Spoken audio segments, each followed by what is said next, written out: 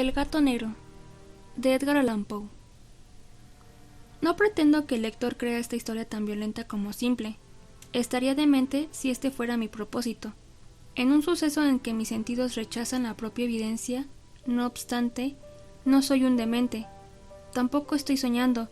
Sin embargo, mañana moriré y hoy quiero atenuar el peso de mi alma. Mi meta inmediata es enseñar al mundo, de manera sencilla, sucinta y sin comentarios, solo una serie de sucesos domésticos. Las consecuencias de estos acontecimientos me han horrorizado, me han atormentado, me han destruido. No obstante, no intentaré explicarlos, pues para mí solo significaron horror. Para muchos parecerán menos terribles que extravagantes. Quizás, de ahora en adelante, algún intelecto podrá reducir mis fantasmas a un lugar común. Algún intelecto más calmado, más lógico y mucho menos excitable que el mío, que advertirá, en los sucesos que explico con terror, nada más que un proceso natural de causa y efectos. Desde que era un niño, fui muy dócil y generoso. Mi corazón era tan sensible que en varias ocasiones mis compañeros se burlaron de mí. Cómo me agradaban mucho los animales. Mis padres me regalaron varios con los que pasaba la mayoría del tiempo, y lo que más me colmaba de felicidad era darles de comer y acariciarlos. Este especial rasgo de mi personalidad aumentó con los años, y, en mi edad adulta, hallé así una de las principales fuentes de placer. No es importante que me esfuerce en precisar la naturaleza o la intensidad de las gratificaciones que conlleva el afecto a un perro fiel y sagaz. Algo en el amor bondadoso y sacrificado de una bestia toca rotundamente el corazón de un individuo que ha tenido la oportunidad de probar las falsas amistades y la vulnerable fidelidad del hombre. Me matrimonié a temprana edad y tuve la fortuna de que mi esposa compartiera mis aficiones. Conocedora de mi particular gusto por los animales caseros, no perdía ocasión de obsequiarme los más agradables. Teníamos pájaros, peces de colores, un perro precioso, conejos, un monito y un gato. Este último era enorme y de gran hermosura, totalmente negro y astuto, hasta extremos extraordinarios. Cuando comentaba acerca de su inteligencia, mi esposa, que era muy supersticiosa, mencionaba constantemente la antigua creencia popular que aseguraba que todos los gatos negros son brujas encubiertas. Es verdad que mi esposa no lo decía en serio, y únicamente lo cito porque me viene a la memoria. Pluto, ese nombre le asignamos al gato. Era mi mascota favorita, mi mejor compañero de juegos. Únicamente yo le daba de comer y me seguía por toda la casa. Hasta no podía evitar que me siguiera por las calles. Nuestra amistad duró varios años, durante los cuales mi carácter por acción del demonio, me avergüenza confesarlo, tuvo un radical cambio negativo. Cada día me mostraba más malhumorado, más irritable, más indiferente a los sentimientos de los otros. Empecé a usar un lenguaje inadecuado para dirigirme a mi mujer. Me atreví, incluso, a maltratarla. Lógicamente, mis mascotas también notaron esta variación en mi actitud. No solo los desatendía, sino que los maltrataba. No obstante, con Pluto tuve el justo control para no maltratarlo, aunque no tenía ninguna compasión en maltratar a los conejos, al mono, incluso al perro, cuando se me acercaba por accidente o por afecto. Pero la enfermedad crecía dentro de mí. ¿Qué enfermedad es comparable al alcohol? Y finalmente, hasta Pluto, que ya estaba avejentado y se mostraba un poco irritable, empezó a sufrir mi mal humor. Cierta noche, cuando regresé alcoholizado a mi hogar, luego de uno de mis paseos por la ciudad, tuve la sensación de que el gato me rehuía. Lo cogí y, amedrentado por mi violencia, me mordió en la mano. Enseguida, se apoderó de mí la furia de un demonio. Ya no me reconocía. Mi alma pareció, de repente, alejarse de mi cuerpo, y una violencia demoníaca, alimentada por la ginebra, hizo vibrar todas las fibras de mi cuerpo. Extraje de mi bolsillo una navaja, y agarrando al gato por el cuello, le extirpé un ojo. Me da vergüenza, me abrazo, me estremezco al descubrir esta pavorosa brutalidad. A la mañana siguiente, luego de que mediante el sueño alejé la furia de la noche de ebriedad, sufrí un sentimiento medio de terror, medio de arrepentimiento por la atrocidad que había cometido, pero era, no hay duda, un sentimiento débil y equívoco, y mi alma no se vio afectada. Otra vez me sumergí en los excesos e intenté ahogar en vino todo recuerdo de lo ocurrido. Entretanto, el gato se restablecía lentamente. Es cierto que la órbita del ojo extirpado tenía una apariencia horripilante. Sin embargo, daba la sensación de que ya no le dolía. Andaba por la casa como siempre, pero como era de esperarse, huía de mí aterrado cuando me aproximaba. Como aún conservaba algo de mi noble corazón, al principio me sentí triste por el rechazo de una criatura que tanto me había amado, pero este sentimiento pronto dio paso a la irritación, y luego sobrevino, para provocar mi caída final, el espíritu de la perversidad. La filosofía no puede precisar esta sensación. No obstante, no tengo la seguridad de que mi alma exista, como que de la perversidad es uno de los impulsos primitivos del corazón humano, un impulso de las indivisibles facultades primarias o sentimientos que guían el carácter del hombre. ¿Quién no se ha visto cientos de veces cometiendo una acción vil o estúpida solo porque sabe que no debería hacerlo? ¿No tenemos una inclinación permanente, contradictoria con nuestro juicio, a violar la ley por el solo hecho de entenderla como tal? Quiero decir que este espíritu de perversidad contribuyó a mi caída final. Fue este afán misterioso del alma de ultrajarse a ella misma, de causar violencia a su propia naturaleza, a hacer el mal por el mal mismo, lo que me llegó a proseguir y finalmente concluir el daño que había impuesto al inocente animal. Una mañana, con sangre fría, coloqué una cuerda por su pescuezo y lo colgué de un árbol. Lo colgué con lágrimas en mis ojos y con el más amargo de los remordimientos en el alma. Lo colgué porque sabía que al hacerlo estaba cometiendo un pecado mortal que comprometía mi alma inmortal, si fuera posible, aún más allá del alcance de la infinita misericordia del Dios más misericordioso y más terrible. Una noche, después de este pavoroso suceso, el grito de ¡Fuego! Me despertó. Las cortinas de mi cama habían sido abrasadas por la lumbre. Todo mi hogar estaba ardiendo. Con enorme dificultad, mi mujer, un sirviente y yo huimos del siniestro. La destrucción fue total. Toda mi riqueza terrenal se consumió, y desde entonces me resigné a la desesperación. No quiero caer en la debilidad de establecer una secuencia de causa y efecto entre el desastre y la atrocidad. Sin embargo, estoy precisando una serie de sucesos y no quiero que falte ningún eslabón. A la mañana siguiente del incendio, fui a visitar las ruinas. Todos los muros se derrumbaron, a excepción de una pared interior no muy ancha que se encontraba en medio de la casa, y contra la cual se hallaba el cabecero de mi cama. Alrededor de esta pared se concentraron varias personas que con particular atención revisaron una parte del muro, las palabras extraño, singular y otras semejantes me llamaron la atención. Me acerqué y vi cómo tallada en bajo relieve sobre la blanca superficie la figura de un enorme gato. La claridad de la silueta era extraordinaria. Presentaba una soga en torno del cuello del animal. Cuando lo vi, me invadió un descomunal asombro y horror. Sin embargo, logré reflexionar. Recordaba que el gato había sido ahorcado en un jardín adyacente a la casa. Ante la alarma del incendio, el jardín había sido invadido de inmediato por una multitud y alguien debía haber cortado la soga y arrojado al gato en mi dormitorio por una ventana abierta. Quizá esto habría ocurrido para que me despertara del sueño. El derrumbe de los otros muros había prensado a la víctima de mi crueldad.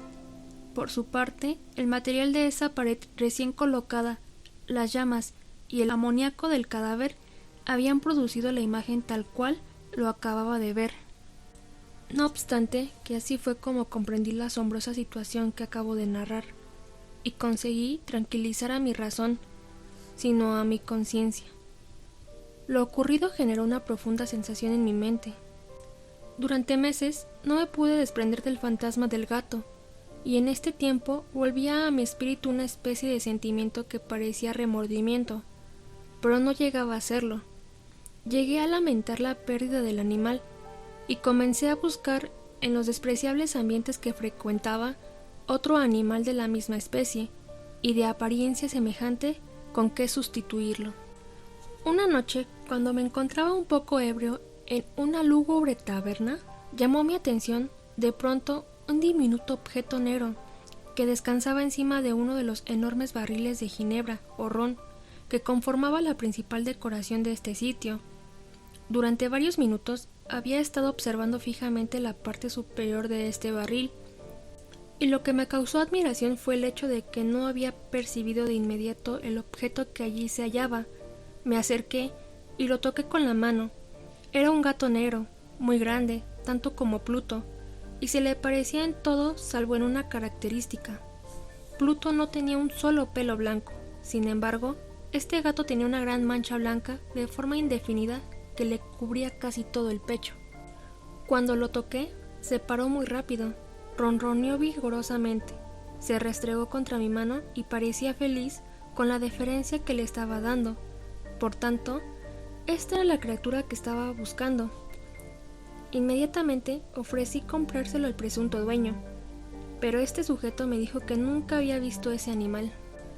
Lo seguí acariciando y cuando me dispuse a salir de la taberna, el gato mostró que estaba dispuesto a acompañarme. Le permití que lo hiciera. Luego de dar varios pasos, me inclinaba un poco para acariciarlo. Cuando llegó a casa, se acomodó rápidamente y se convirtió en el favorito de mi mujer. Prontamente me di cuenta de que su cariño hacia mí me molestaba. Desde hacía poco, lo anterior se había convertido en la amargura del odio. Eludía al animal, pues el recuerdo de mi anterior crimen no me permitía abusar físicamente de él.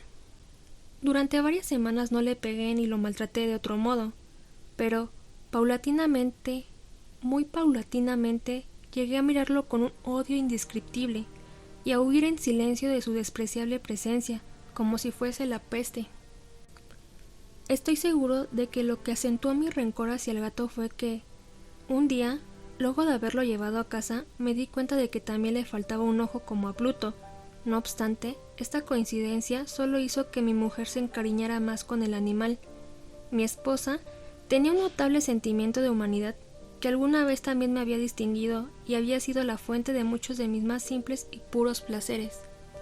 Pero mi repugnancia por la criatura acentuó el afecto del gato hacia mi persona. Me perseguía con una obstinación difícil de describir. Allí donde me sentaba, venía a cobijarse debajo de mi silla o saltaba sobre mis rodillas y me cubría de desagradables caricias. Si me levantaba para caminar, se ponía entre mis pies y casi me hacía caer o se colgaba de mi ropa y trepaba hasta mi pecho.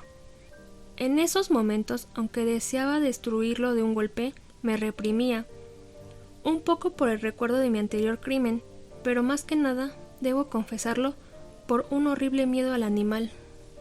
Este temor no era precisamente un pavor al mal físico. Me da vergüenza aceptar. Sí, incluso en esta celda me da vergüenza aceptarlo, que este pavor que el animal me causaba se veía incrementado por una de las más simples quimeras que se pueda concebir. Mi esposa me había llamado la atención más de una vez acerca de las características de la marca de pelo blanco, y que constituía la única diferencia entre este gato desconocido y el que yo había destruido. No obstante, poco a poco, tanto que era imperceptible y que por mucho tiempo mi razón luchó por rechazar por fantasiosa, comenzó a tomar una forma distintiva. Ahora tenía la forma de una cosa que tiemblo al mencionar, y solo por eso aborrecí y temí al monstruo y me habría deshecho de él de haberme atrevido. Ahora representaba la imagen de algo horrible, pavoroso, el patíbulo. ¡Ugh! Escalofriante y tétrica máquina del terror y el crimen, de la agonía y la muerte, y ahora me sentí más miserable que la mayor miseria humana. Una bestia cuyo semejante ya había destruido sin piedad, una bestia que podía provocarme esta insufrible angustia, a mí, un hombre creado a imagen y semejanza de Dios. Ay, ni de día ni de noche, nunca más, disfruté de la bendición que significaba el descanso. Durante el día, el animal no me dejaba ni un instante solo, y por las noches me despertaba cada hora por pesadillas horribles, hallando el aliento de esta cosa frente a mi rostro y su espantoso peso, una pesadilla de la que no podía desprenderme, apoyado fuertemente sobre mi corazón. Debido al nerviosismo que me causaban estos sufrimientos, expió la poca generosidad que quedaba en mí. Los perversos pensamientos execrables y más tenebrosos pensamientos se convirtieron en mis exclusivos compañeros íntimos. La melancolía de mi temperamento se transformó en una repulsión a todas las cosas y a toda la humanidad, y mi esposa fue quien más padeció mis imprevistos estallamientos de ira, constantes e incontrolables. Un día, cuando debía realizar una actividad del hogar, mi esposa me acompañó al sótano del primitivo edificio que habitábamos, como consecuencia de nuestra miseria. El animal me persiguió por las escaleras y casi me hizo caer de cabeza. Esto me enardeció hasta la demencia. Levanté un hacha y, olvidando en mi locura los infantiles temores que hasta entonces había controlado mi mano, lancé un golpe sobre el gato, que, por supuesto, habría sido fatal si no hubiera sido porque lo detuvo la mano de mi mujer. Cargado, por su intervención, de una rabia más que demoníaca, solté mi brazo y le clavé el hacha en la cabeza. Cayó muerta, inmediatamente, sin despedir un solo gemido. Luego me dediqué con sangre fría a esconder el cuerpo. Estaba seguro de que no podía sacarlo de casa, ni durante el día ni por la noche, sin exponerme a que algún vecino se diera cuenta. Pensé en varios proyectos. Por un rato, pensé en cortar el cuerpo en pequeños trozos y quemarlos. En otro momento, pensé en la posibilidad de cavar una tumba en el piso del sótano. Más tarde, consideré lanzar el cadáver al pozo del patio, o meterlo en una caja como si fuera una mercancía en un embalaje, y pedirle a un porteador que lo retirara de la casa. Finalmente, decidí empotrarla en la pared del sótano, como lo hacían los monjes en la Edad Media con sus víctimas. Uno de los muros del sótano se ajustaba totalmente a mis necesidades, pues había sido construido con materiales poco firmes y recubierto recientemente con un yeso de ínfima calidad, que la humedad del ambiente no había permitido endurecer. Además, otro de estos muros era un saliente producido por una falsa chimenea y hogar que había sido rellenado para asemejarse al resto del sótano. Tenía la certeza de que podía remover los ladrillos de esta pared, empotrar el cadáver y reconstruir el muro como antes, de tal manera que nadie podría descubrir algo extraño. Estas suposiciones eran apropiadas. Con una palanca retiré los ladrillos y empotré el cadáver en la pared. Lo sostuve en esta postura mientras, sin dificultades, reconstruí toda la estructura hasta lograr la apariencia inicial. Con arena y cal preparé cuidadosamente un enlúcido como el anterior, con el que cubrí los ladrillos. El muro no mostraba el menor indicio de que había sido modificado. Miré a mi alrededor con aire victorioso y me dije, por lo menos en esto mi trabajo no ha sido en vano.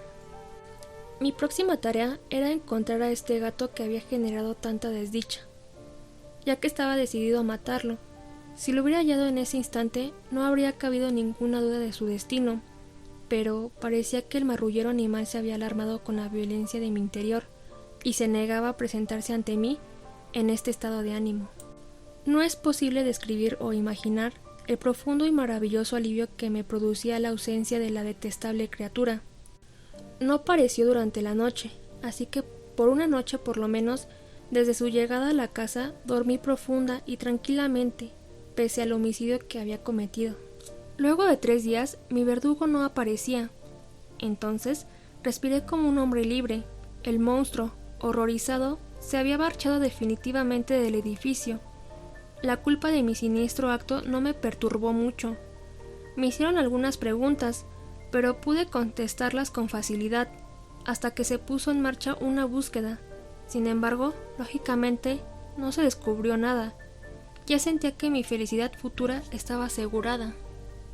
Al cuarto día del homicidio, repentinamente ingresaron al edificio varios elementos policíacos, que realizaron otra vez una rigurosa inspección.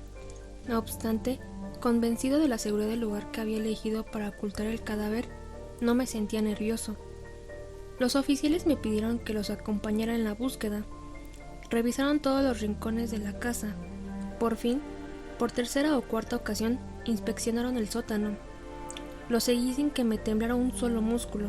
Mi corazón latía con calma, como el de quien duerme en su inocencia.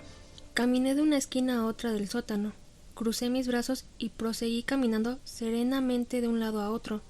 Los policías estaban totalmente satisfechos y se preparaban para retirarse. Mi corazón estaba tan alegre que no podía reprimirlo. Tenía exagerados deseos de decirles al menos una frase que expresara mi victoria, y para dejarlos doblemente seguros en su convencimiento de mi inocencia. Señores oficiales, dije, por fin mientras subía al primer piso, me siento muy satisfecho de haber aclarado todas sus dudas. Les deseo felicidad y un poco más de cortesía. Adiós, señores, esta es una casa muy bien construida. En mi anhelo fervoroso de decir algo con naturalidad, casi no supe lo que estaba diciendo. Quería decir que esta casa estaba extraordinariamente bien construida. Estos muros... ¿Ya se van los señores? Estos muros tienen una construcción muy firme. Entonces, con el gran enardecimiento de mis alardes, con un palo golpeé con energía el muro, precisamente donde había empotrado el cadáver de mi amada esposa. Pero Dios me proteja y me libre de las garras del demonio. Luego de que cesó el eco de mis golpes en silencio, una voz me respondió desde la tumba, un llanto. Al principio entrecortado, como el lamento de un niño, después un grito prolongado, enérgico y constante, totalmente inhumano, un aullido, un quejido, medio de horror y medio de victoria, como el que podría haber emanado de un infierno, conjuntamente de las gargantas de los malditos en su agonía y de los demonios que exaltan la maldición. Pienso que sería absurdo explicar lo que pasó por mi cabeza en ese instante. Agitado, caminé inseguramente hasta el otro muro. Durante unos segundos, los policías que se encontraban en las escaleras se quedaron petrificados de pavor. Luego, una docena de fuertes brazos golpearon el muro. Cayó de una vez. El cadáver, ya decadente y manchado con sangre coagulada, se mantuvo firme ante los ojos de los espectadores. Encima de su cabeza, con su enorme boca roja y su único ojo de fuego, estaba la tenebrosa bestia cuya astucia me había llevado al asesinato y cuya voz denunciante me estaba entregando al verdugo. Había emparedado al monstruo en la tumba.